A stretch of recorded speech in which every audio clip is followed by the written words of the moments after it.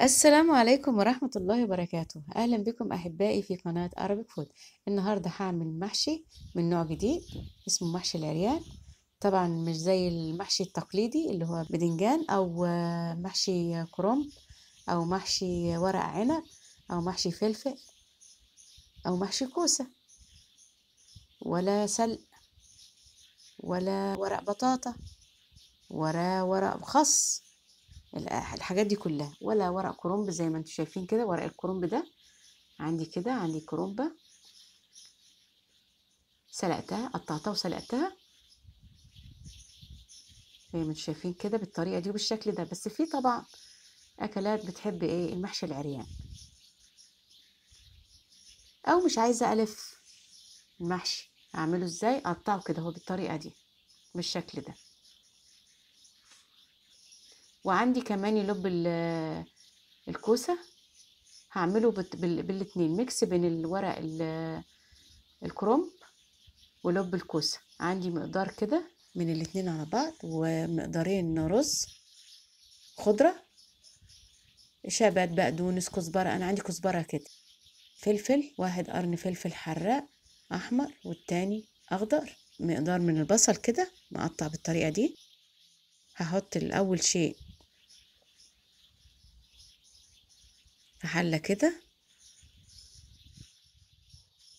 لب الكوسة مع ورق الكرنب المقطع كده،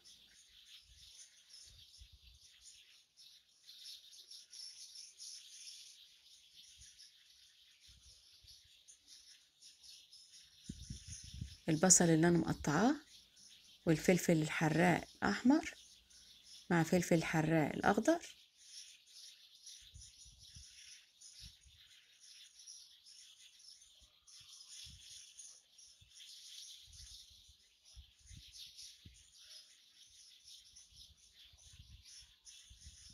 مقدارين الرز، كله كده في حلة. طريقة سهلة جدا.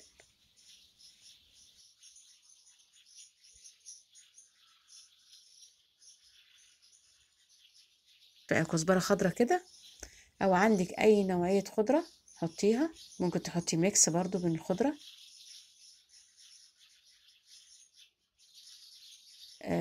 مقدار ونص من الطماطم. عايزة تزودي تحط لها صلصة، هي هتبقى فاتحة. عايزاها غامقة ممكن تحطي اكتر من كده.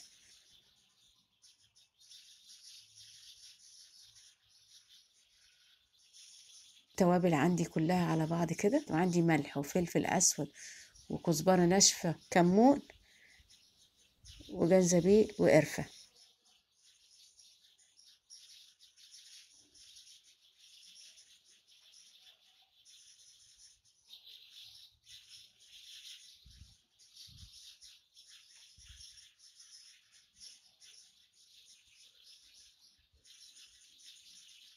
حط لها 3 معالق زيت كبيرة كده.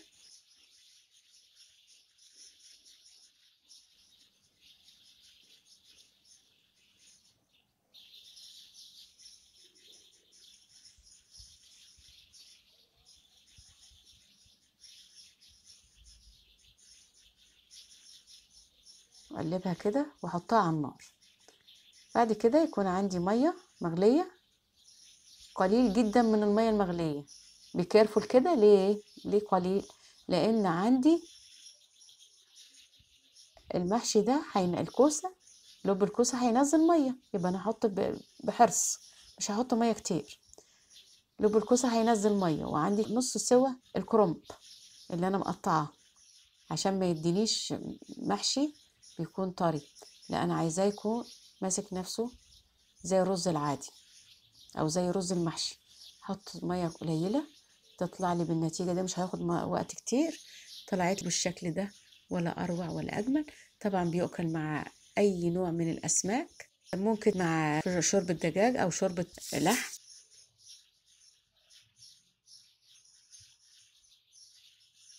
ويا ريت تجربوه، حاجه جديده. وبالهنا والعافيه، واشوفكم فيديو اخر، والسلام عليكم ورحمه الله وبركاته.